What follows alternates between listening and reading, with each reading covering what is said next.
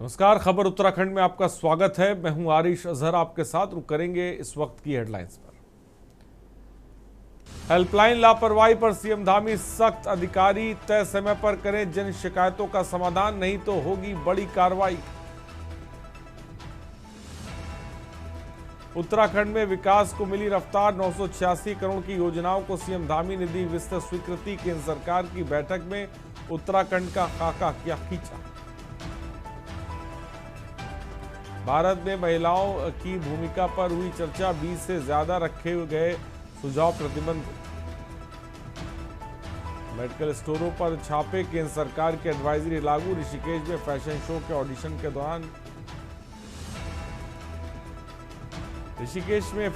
Audition के दौरान बवाल, युवतियां कर रही थी रैंप वॉक, हिंदू रक्षा संगठन ने किया अलग। चमोली में नंदा देवी राजजात मार्ग का पारिस्थितिकी अध्ययन करेंगे यूसैक वैज्ञानिक। आप देख रहे हैं के न्यूज, खबरों का सारथी।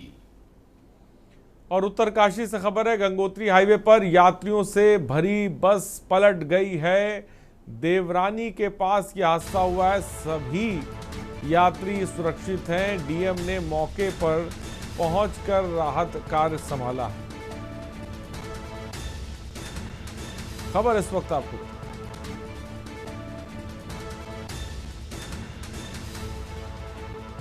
डीएम ने मौके पर पहुंचकर राहत कार्य संभाला। सभी यात्रियों को सुरक्षित स्थानों पर पहुंचाया गया।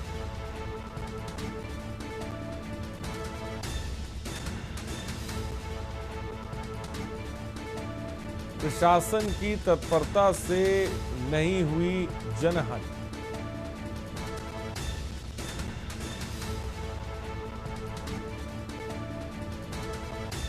देवरानी के पास हादसा, सभी यात्री सुरक्षित।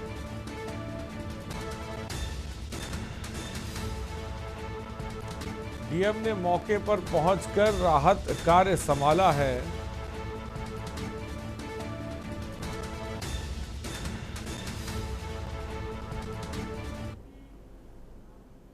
उत्तराखंड को वेडिंग डेस्टिनेशन के रूप में विकसित करने की दिशा में अब सरकार गंभीरता से कदम बढ़ा रही है। मुख्यमंत्री पुष्कर सिंह धामी ने राज्य में डेस्टिनेशन वेडिंग के लिए नए स्थान चिन्हित करने के निर्देश दिए। वहीं पर्यटन मंत्री सतपाल महाराज ने बताया कि वित्तीय वर्ष 2025-26 के लिए 48,676 लाख रुपए की पर्यटन योजनाओं को स्वीकृति दी गई है, जो प्रदेश में पर्यटन के नए आयाम स्थापित करेंगी। भारत सरकार और हमारे माननीय प्रधानमंत्री जी की जो उत्तराखंड में यात्राएं हुई हैं, जो जब आते हैं वो तो वो कुछ ना कुछ हमें एक नई सोच देते हैं। उसी के संदर्भ में ये जो विंटर टूरिज्म की एक विचार है कि जो शीतकाल में भी हमारे यहाँ पर्यटक आए, और इसी प्रकार एक विचार है कि उत्तराखंड को एक वेडिंग डेस्टिनेशन के रूप में भी स्थापित किया जाए। तो ये सारे प्रयास हैं जिसके तहत जो हमारा पर्यटन का दायरा है वो और विस्तृत हो, और जो पीक सीजन के कारण जो समस्याएं होती हैं।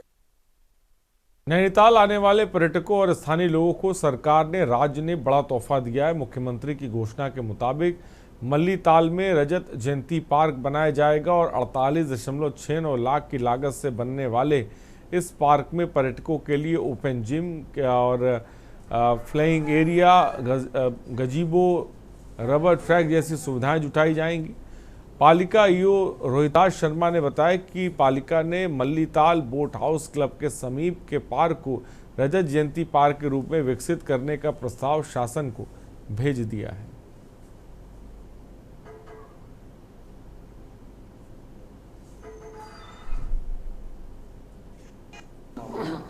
ये नगर पालिका परिषद नैनीताल के द्वारा ये बोट हाउस क्लब के सामने एक हमारा पार्क है, वो बड़ा जीर्ण शीर्ण अवस्था में है।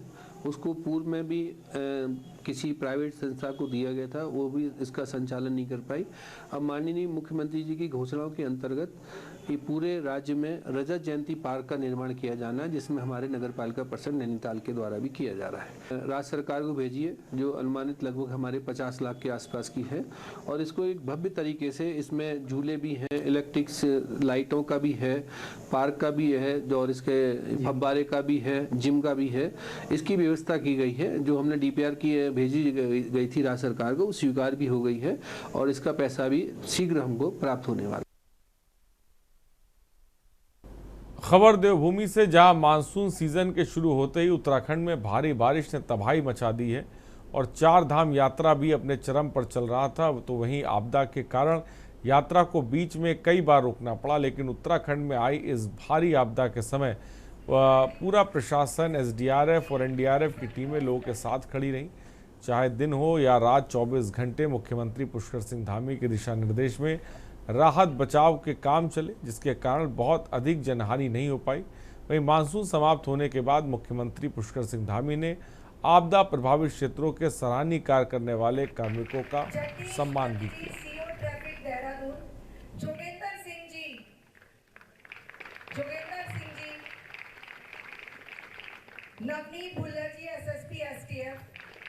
पिछले लगभग 3 माह से पूरे राज्य के अंदर भयंकर आपदा का दौर था, और इस आपदा में हमारे सेना के जवान, ITBP के, SDRF, NDRF, पुलिस के जवान, अन्य विभागों के हमारे अग्निशमन दल के लोग, सभी ने, जिला प्रशासन, स्वास्थ्य विभाग, सब ने मिलकर इस आपदा के बुरे समय में, तो आपदा में जो प्रभावित हुए लोग थे, घायल लोग थे, उनकी जान बचाने से लेकर अनेक कार्यों को धरातल पर लोगों की मदद की, बड़ी राहत पहुंचाने का काम किया।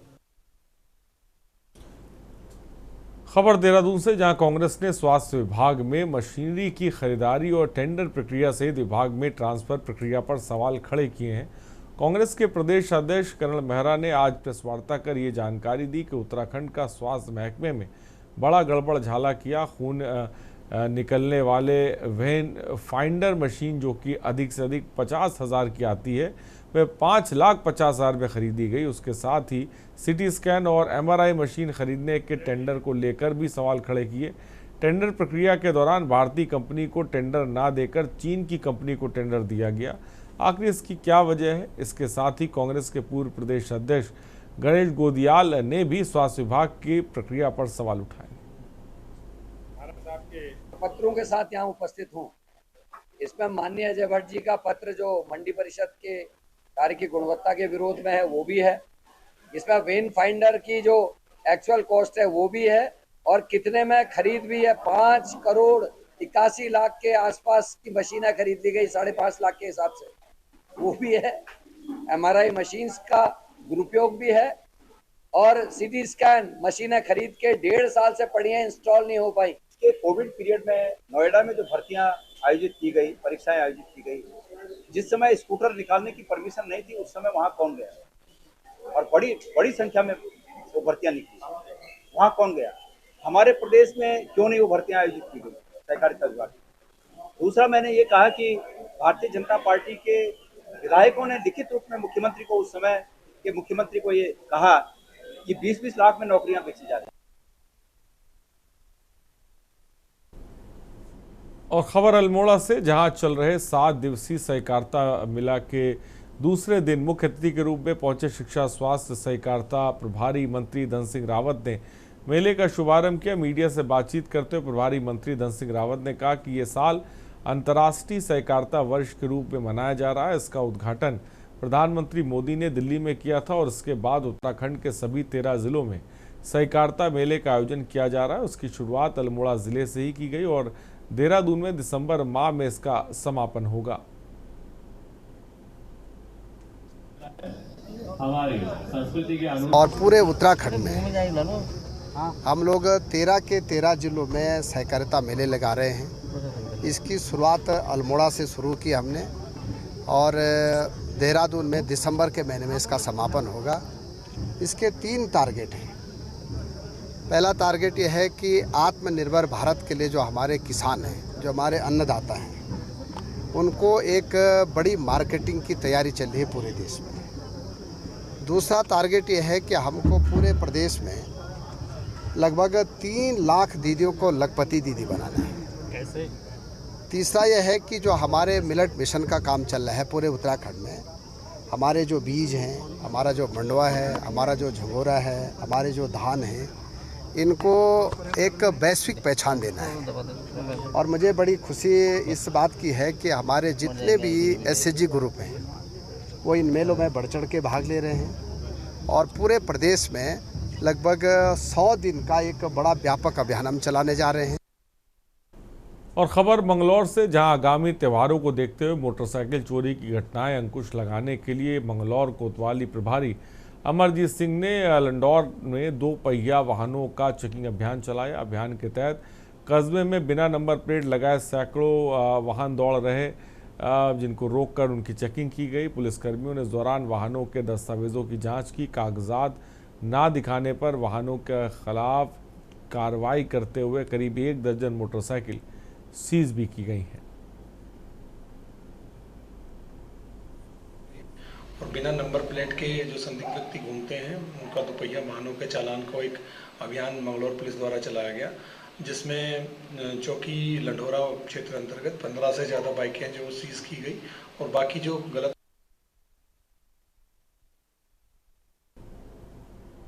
और देहरादून से खबर, उत्तराखंड कांग्रेस ने आज भाजपा सरकार की अग्निवीर योजना के विरोध में राज्यव्यापी आंदोलन शुरू किया। इसका नेतृत्व प्रदेश के कांग्रेस पूर्व सैनिक विभाग द्वारा किया जा रहा है। इस आंदोलन के माध्यम से कांग्रेसी सड़कों पर उतरेंगे और अग्निवीर का पुरजोर विरोध करेंगे। इसका शुभारंभ प्रदेश अध्यक्ष ने हरी झंडी दिखाकर रवाना किया।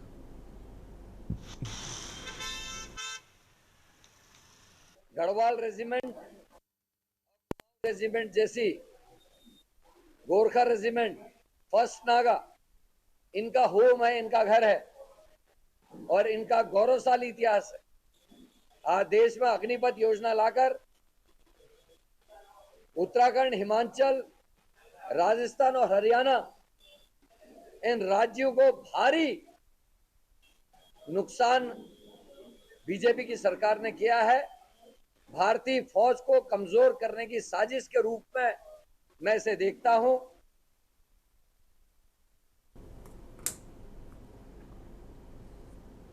खबर डोईवाला से, वन जीव संरक्षण सप्ताह के अंतर्गत आज लच्छीवाला रेंज में पहाड़ी पेडलर्स संस्था के सहयोग से एक साइकिल रैली का आयोजन किया गया। ये रैली देहरादून स्थित आईएसबीटी से शुरू होकर लच्छीवाला नेचर्स पार्क तक निकाली गई, जिसका उद्देश्य लोगों को वन जीव संरक्षण के प्रति जागरूक करना था। और लच्छीवाला टोल प्लाजा पर एक गोष्ठी का भी आयोजन किया गया, जिसमें पर्यावरण और प्राकृतिक संसाधनों की संवेदनशीलता को लेकर संवाद भी किया गया।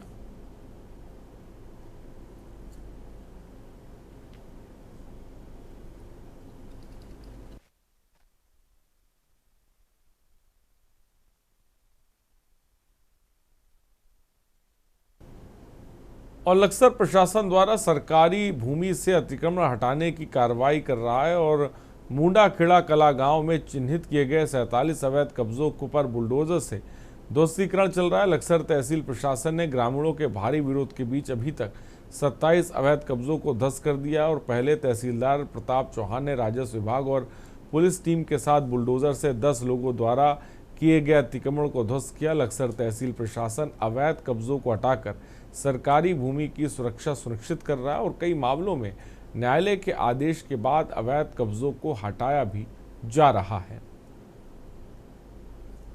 तो क्योंकि 47 अतिक्रमण थे तो एक दिन में संभव नहीं था। कल हमने 12-13 हटा दिए थे और 30-35 अतिक्रमण आज अभी भी, बल्कि मेरे ख्याल से 27-28 हो चुके हैं, 4-5 और बचे हैं। विरोध तो नहीं हो रहा, देखो ज्यादातर लोग कोऑपरेट कर रहे हैं, विरोध तो नहीं कर रहे हैं। अब वो तो देखो, अगर अतिक्रमण किया है तो हटना ही, आज दिन तो कल हटना ही, सबको पता है। तो विरोध ऐसा चीज नहीं है, मतलब ज्यादातर लोग कोऑपरेट कर रहे हैं।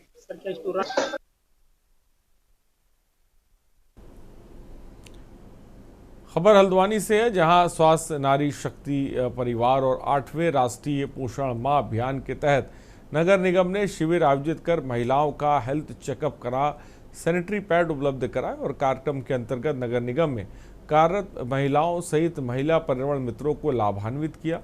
कार्यक्रम में बतौर मुख्य अतिथि शामिल होने पहुंचे पूर्व केंद्रीय रक्षा राज्य मंत्री, नैनीताल संसदीय क्षेत्र के सांसद अजय भट्ट ने सभी को स्वास्थ्य के प्रति सजग रहने की सलाह दी। यहाँ पर नगर निगम द्वारा जो आज स्वच्छता ही सेवा है, एक पूरा जो पखवाड़ा चल रहा है उसके अंतर्गत ये कार्यक्रम लिया है। ये बहुत ही सुंदर है, बहुत अच्छा ऑर्गेनाइज किया गया है। माताओं बहनों के लिए तो ये जो कार्यक्रम है ये वरदान साबित हो रहा है। हमारे जो पर्यावरण मित्रों में महिलाएं जो काम करती हैं उन सबके स्वास्थ्य परीक्षण के लिए हमने यहाँ पर एक स्वास्थ्य कैंप लगाया है, जिसमें 4 गायनीज और चंदन से जो जांच वाले हैं वो पैथ लैब के लोग भी यहाँ पर आए हुए हैं। उनकी जांचें भी होंगी, उनका परीक्षण भी किया जाएगा। रुकते हैं एक ब्रेक के लिए, जल्द लौटेंगे। आप देख रहे हैं के न्यूज़ खबरों। ब्रेक के बाद आपका स्वागत है। जनपद उधम सिंह नगर के खटीमा क्षेत्र में खसरा संख्या 174, 75, 176, 180, 181 से जुड़े जमीनी विवाद को लेकर प्रशासनिक हलचल तेज है। ईश्वर चंदल बंसल द्वारा जिलाधिकारी को दिए गए आवेदन के आधार पर आज प्रशासन भारी पुलिस बल के साथ मौके पर पहुंचा। उप जिलाधिकारी ने ईश्वर चंद बंसल और महेंद्र ठाकुर के बीच चल रहे विवाद को संज्ञान में लिया और ईश्वर चंद बंसल ने आरोप लगाया कि फर्जी स्टेट के आधार पर 54 बीघे की जगह 57 बीघा जमीन बेची गई है, जबकि महेंद्र ठाकुर ने जांच को निराधार बताया। तहसीलदार वीरेंद्र सिंह सजवान ने बताया कि नाप जोग के बाद विवादित भूमि 174, 75, 76 में हो पाई है, जबकि 180 की भूमि अलग है। चौहदी स्पष्ट न होने के कारण जांच फिलहाल अभी रोकी गई है। कोर्ट के आदेश की पैमाइश नहीं है। कोर्ट के आदेश की पैमाइश तो भी होगी, उस सर्वे कमीशन के लिए हमने लगा रखा है, कोर्ट में पेंडिंग है वो, अभी उसमें कोर्ट से कमीशन होगा। ये ईश्वर बंसल के प्रार्थना पत्र पे जांच हो रही है। इससे पहले भी 3-4 बार जांच हो चुकी है। माननीय मुख्यमंत्री को प्रार्थना पत्र दिया था, उस पर जांच हुई। डीएम साहब को प्रार्थना पत्र दिया, उस पर जांच हुई। का विवाद चल रहा है पर कोर्ट के आदेश पे पैमाइश नहीं हुई है। ये जो एक पक्ष है ईश्वर चंद बंसल, इनके द्वारा जिलाधिकारी महोदय को भी चिट्ठी दी गई थी, आवेदन किया था। उसके आधार पर 174, 75 और 76 और 180 के मध्य जो विवाद चल रहा है उसमें जांच की गई है और रेलवे ट्रैक जो अपनी जगह पर स्थित है वहां से जांच करते हुए ये लाया गया है कि क्या जो विवादास्पद प्लॉट है वो 180 में है या अपनी जगह पे 174, 75, 76 में है। तो 74, 75, 76 को 180 दिखा करके कोर्ट से झूठा स्टे ले लिया और इसके पास जो 54 बीघे जमीन 180 में है, 54 बीघे की जगह 57 बीघे जमीनें बेच चुका है, जिसके प्रूफ हमारे पास हैं। 3 बीघे सरकारी जमीन बेच चुका है। प्रशासन उस पर कार्रवाई में लगा हुआ है। जिस दिन दाखिल खारिज वगैरह वगैरह हो गए उस दिन पता लग जाएगा। इसके होटल के नाम 1 बीघे की भी रजिस्ट्री नहीं है।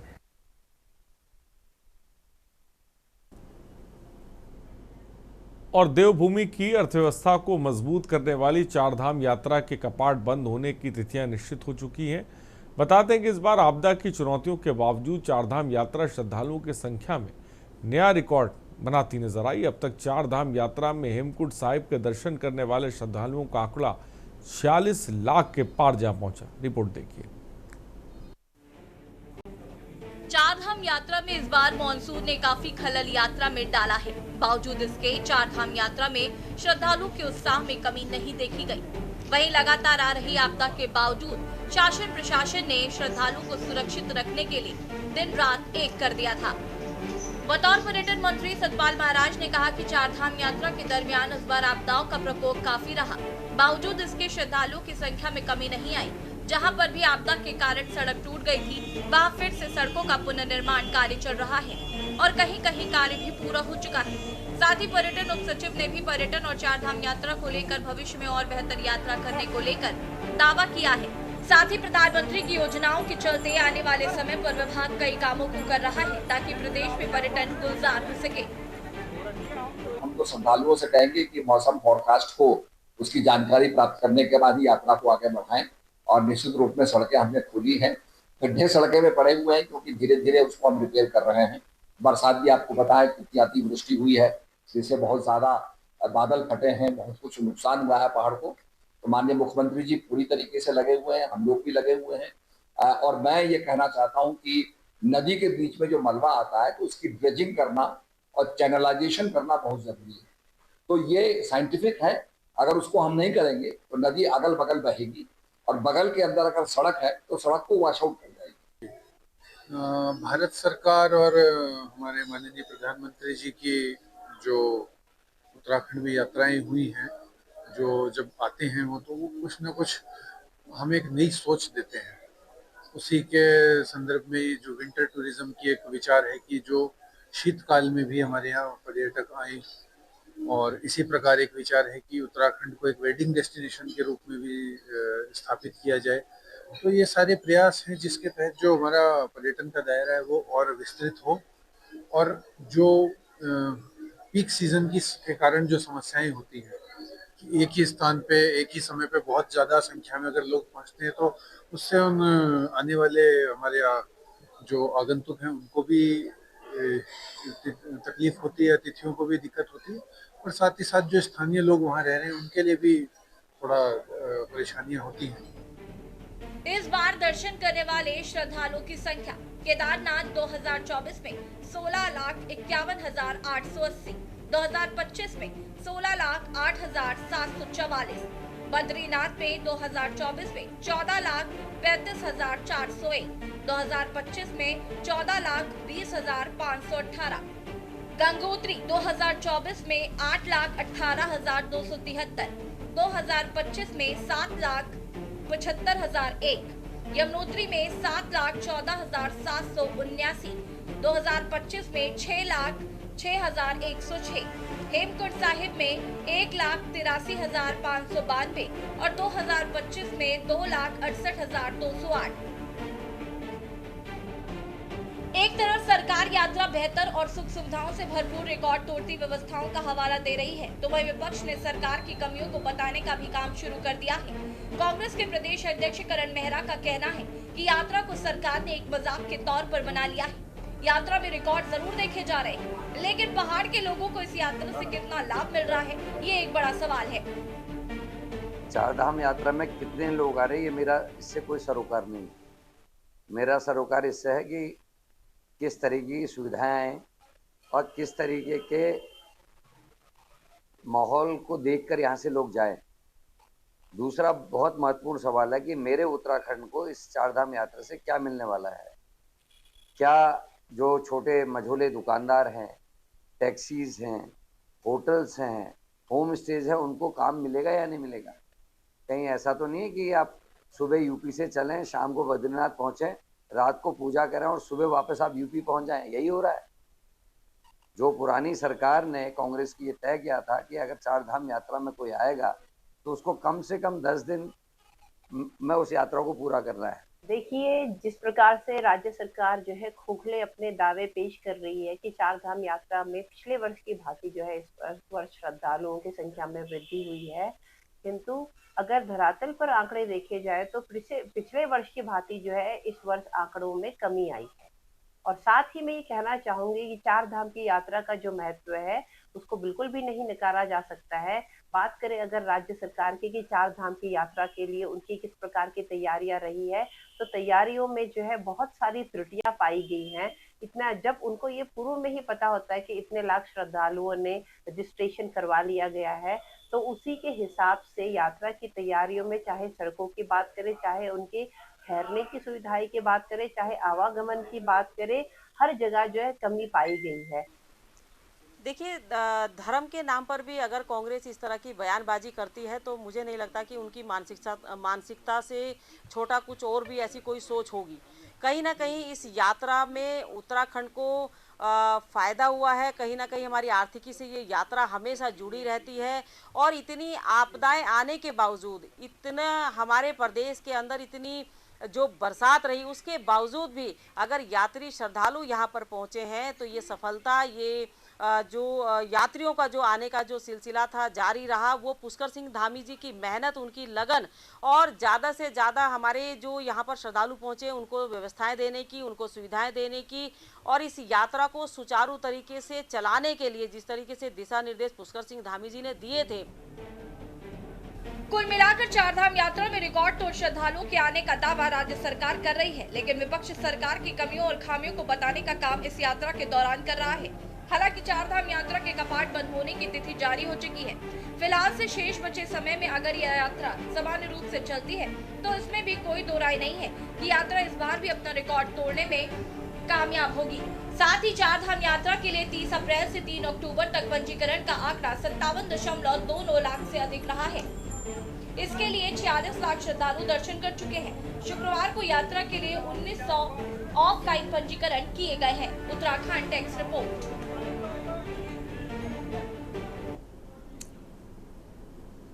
और खबरों में फिलहाल इतना ही। बने रहिए हमारे साथ। नमस्कार।